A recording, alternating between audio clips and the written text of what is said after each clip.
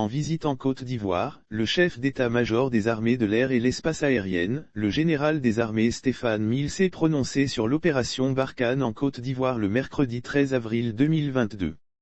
Faut-il le rappeler, l'armée française qui était déployée au Mali dans le cadre de l'opération Barkhane a été chassée par les autorités maliennes. Et le Niger a bien voulu les accueillir. Face au terrorisme qui s'étend au niveau de la zone ouest africaine, la Côte d'Ivoire demeure une zone stratégique. Il y a beaucoup d'options et de réflexions qui sont sur la table, c'est trop tôt pour le dire encore, mais il y a beaucoup d'options et de réflexions qui sont sur la table.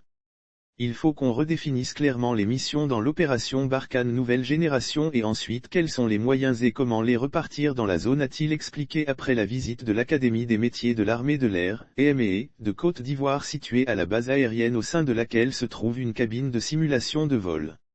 Lire aussi Mali, 3 ressortissants européens suspectés de terrorisme interpellés. Notons que la Côte d'Ivoire rentrera en possession d'aéronefs. Et pour cela la formation diligente de pilotes ivoiriens s'impose.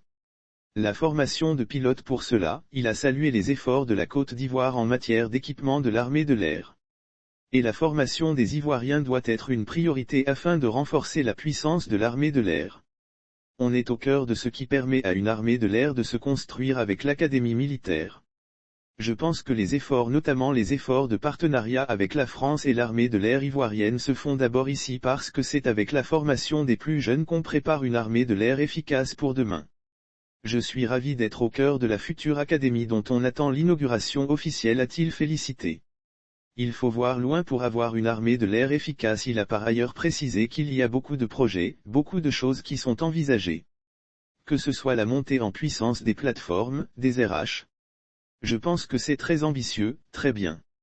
Il faut voir loin pour avoir une armée de l'air efficace, donc je ne peux qu'encourager mon camarade dans cette voie et lui assurer de tout mon soutien. Le chef d'état-major de l'air français a également exprimé son intention d'apporter son aide à l'armée de l'air de Côte d'Ivoire. Mon intention est clairement d'aider l'armée de l'air ivoirienne dans des formations, essayer de faire venir des gens à l'école de Rochefort. On va voir ce domaine pour essayer de renforcer cette coopération, a-t-il indiqué. Une franche coopération satisfait des échanges avec son homologue français, le général de division aérienne Alfred Kofi, patron de l'armée de l'air ivoirienne, a laissé entendre qu'une franche collaboration entre nos deux pays est en train d'être mise sur pied. Nous sommes en train de lancer les bases d'une future coopération. Nous avons échangé de manière officielle et officieuse. Nous sommes en train de lancer les bases d'une future coopération. Nous avons visité l'académie, le simulateur, note de la rédaction, de vol, et cela nous a inspiré pour la suite de la coopération.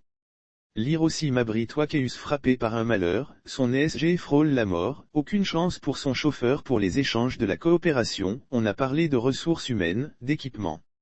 C'est au fur et à mesure que nous allons mettre cette coopération en place. Pour le moment, on est au début des échanges qui vont être très fructueuses dans l'avenir, s'est-il réjoui.